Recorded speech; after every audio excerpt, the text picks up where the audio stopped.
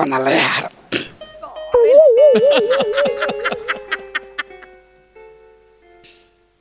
काय कोण हवंय?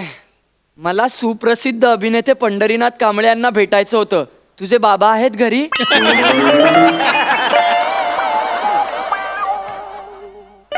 हा बाबा बाबा आहे. ओ बाबा, ओ बाबा, तुम्हाला भेटायला कोणतरी. चेतना लवकर बाहेर. चेतना, काय झालं? चेतना, अगं बाहेर एक मुलगा आलाय आणि तो म्हणतोय की त्याला सुप्रसिद्ध अभिनेते पंढरीनाथ कांबळे यांना भेटायचं आहे. काय सांगताय? मग तुम्ही त्याचा गैरसमज दूर केला ना? फालतूगिरी करू नकोस हा. माझी पॅन्ट दे. मी धुवायला टाकली. मग दुसरी पॅन्ट दे, दुसरी. ती पण धुवायला टाकली. अगं मग तिसरी दे. आपण घेतलीच नाही. सगळे कपडे कसे धुवायला टाकते का तू? बरं टी शर्ट बिशर्ट काहीतरी मिळालं तर ते पटकन. हा घ्या. चांगला आहे ना? पंढरीनाथ कांबळे. छान आहे, छान. हा. नमस्कार. या मीच पंढरीनाथ कांबळे. या. नमस्कार सर. नमस्कार. मी निमिष कुलकर्णी. बरं, हा. इयत्ता 9वी. बर. इथे दरवाजात आखडल्यासारखं होतंय. आत येऊन बोलू? या बसा. या. Thank you sir. सर काय ना, आमच्या शाळेच्या मराठी वाङ्मय मंडळाचा एक कार्यक्रम आहे. बरं. आणि या कार्यक्रमासाठी प्रमुख पाहुणे म्हणून सुप्रसिद्ध अभिनेते पंढरीनाथ कांबळे हे नाव निश्चित केलंय सर. तर मी खास आमंत्रण द्यायला आलोय आपल्याला. हे तू काय बोललास आता? इकडे या. तू सुपारी घेऊन आलाय? कुणी बरं दिली असेल माझी सुपारी? तशी सुपारी नाही. तो काय म्हणाला ऐकलत ना? काय? सुप्रसिद्ध अभिनेते पंढरीनाथ कांबळे. खूप दिवसांनी ऐकलं हो मी हे. नाहीतर आता ए प्याडी भिकारी, ए प्याडी लुटक्या असं देणेकरी सतत बोलतात नाही का? पण आता नाही. आता गेले ते दिवस. आता आपण सगळ्यांचे पैसे फेडून टाकू. हो किती एक्साइट होते.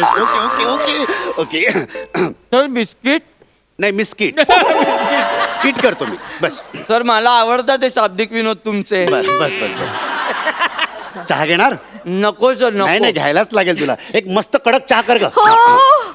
ऐका, 50 सांगा. फक्त 50? 1000.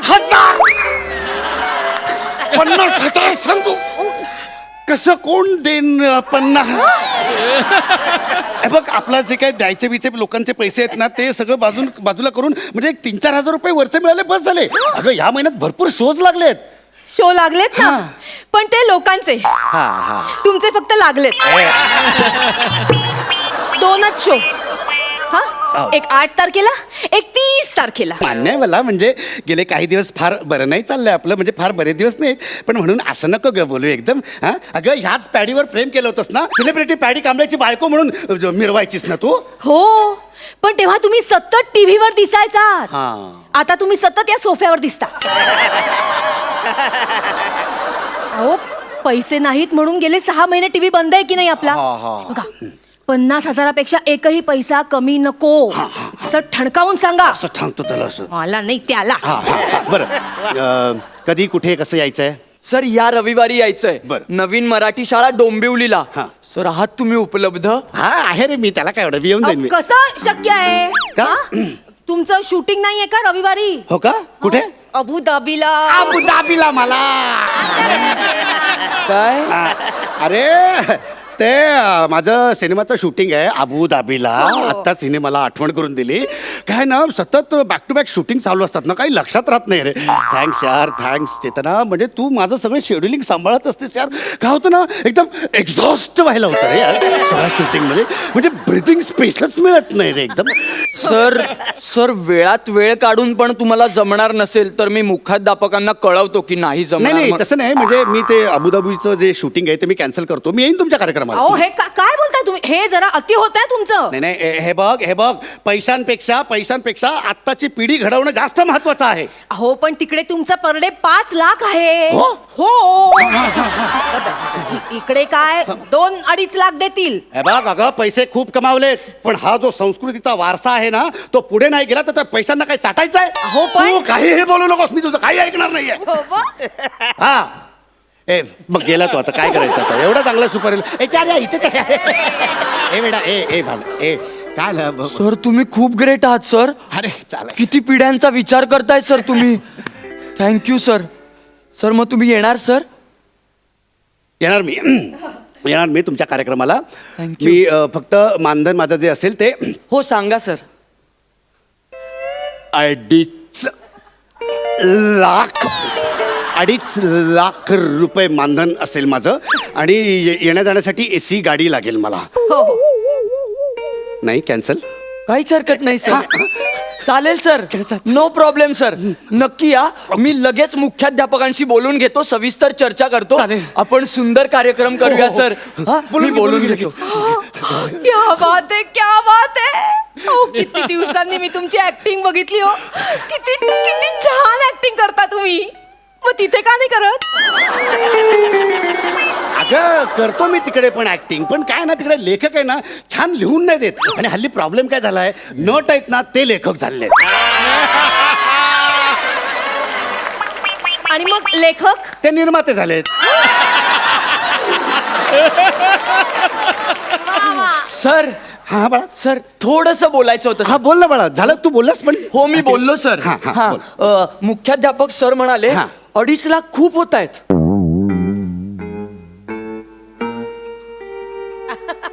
अरे पण त्यांना तू सांगितलं नाहीस का मी माझं 5 लाखाचं शूटिंगचं नुकसान करून मी येणार आहे. हो मी सांगितलं सर. हा मग काय म्हणाले?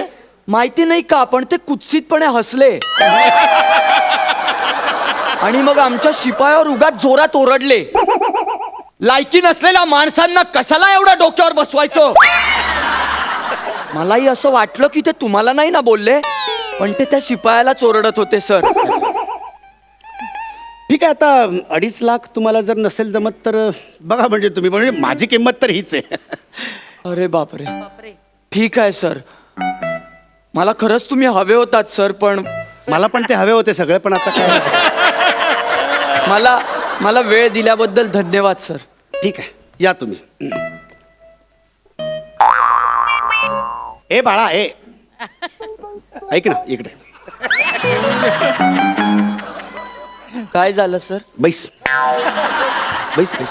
काय नाव काय म्हणालास तुझं? निमिष. निमिष. निमिष नाही सर.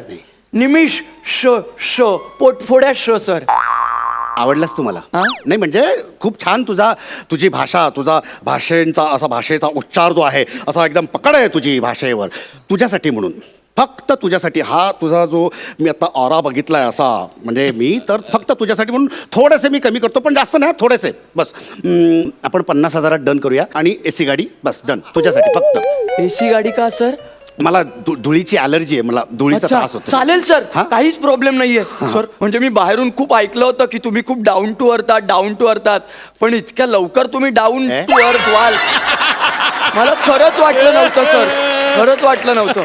मी लगेच मुख्याध्यापकांशी बोलून घेतो आमच्या. बोलून घे. ए पोहे घे पोहे आण. नाही नको सर प्लीज नको. का? काय आमच्या मुख्याध्यापकांनी मला खडसावून सांगितलंय काय?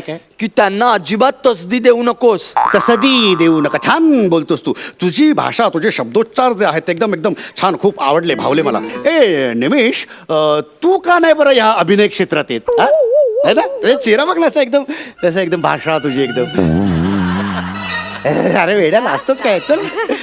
सर माझी खूप इच्छा आहे या क्षेत्रात यायची अरे सर. मग ये ना बिंदास मी आहे ना. पण बाबा ओरडतात ना. बाबांशी मी बोलतो. नाही ते म्हणतात ते भिकार धंदे आहेत.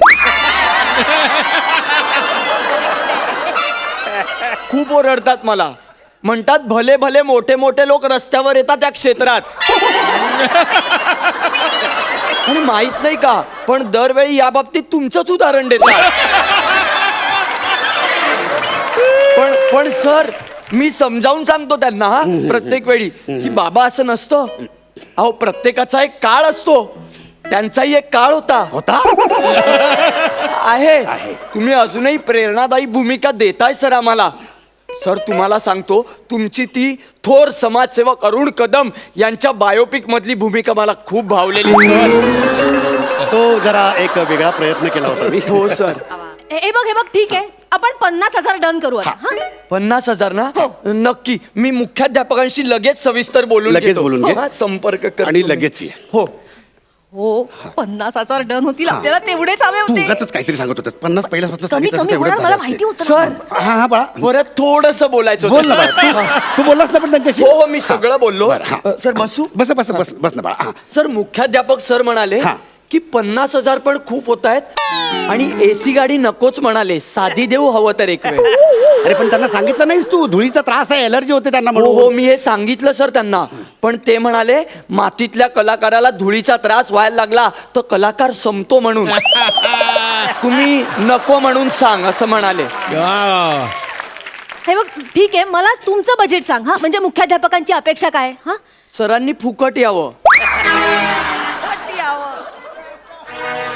फुकट याव बापाचं माल आहे फुकट यावं? हा सेलिब्रिटी आहे मी सेलिब्रिटी जाऊन सांग तुझ्या सरांना येत नाही चल गेट लॉस फुकट यावं म्हणतात सॉरी सर.